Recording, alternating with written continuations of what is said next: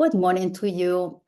So I'm here today to talk about the shift of the moon nodes, because after 1.5 years that these moon nodes stayed in the axis of Aries and Libra, which is all about relationships, now they are moving, or maybe also they have moved into the axis Pisces-Virgo. Why do I say they have moved or they will move?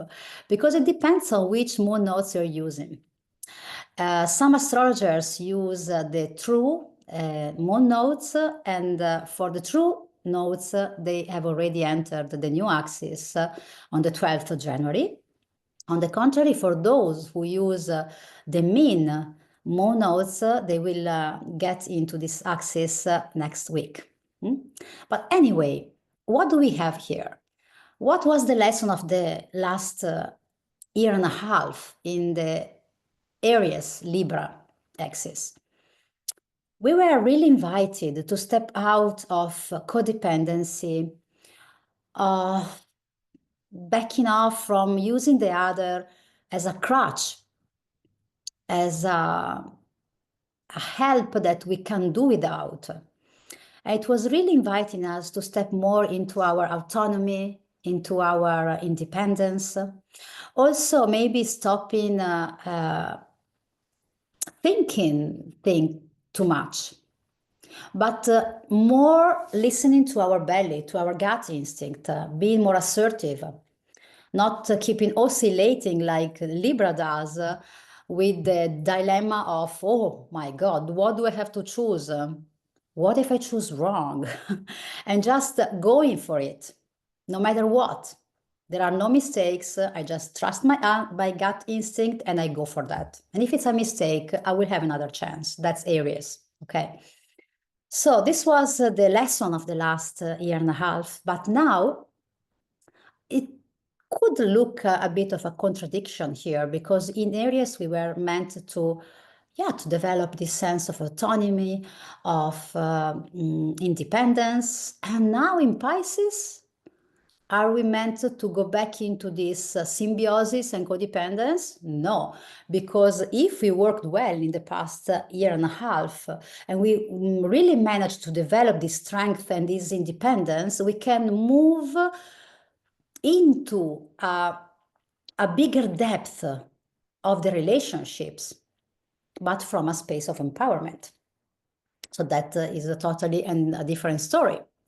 So what is Pisces inviting us to do? Is really experiencing closeness, intimacy, vulnerability.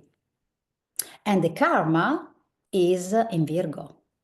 So it's all about not allowing people to get too close, controlling, strategizing, making plans, thinking things too much. Also denying our emotions, repressing our impulses and emotions.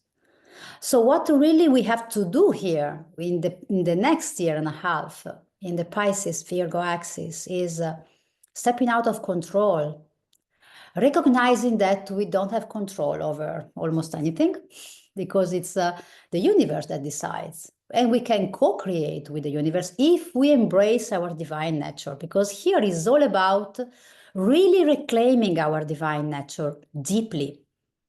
This is Pisces, and this is even stronger because in these days, this North Node, and also in the next weeks, will be conjunct to Neptune, which is the Pisces ruler, by the way. So it's even stronger. So what can you do to really embrace this transit in the next 1.5 years? Accepting your vulnerability. Accepting, recognizing, and working with your emotions. Recognizing that you are part of something bigger. Surrendering control and allowing the universe to work through you. Embracing more this listening to with your intuition, with your emotions, rather than thinking it through. realizing that it is safe for you to get somebody closer to you and deepening bonds that are very important to you.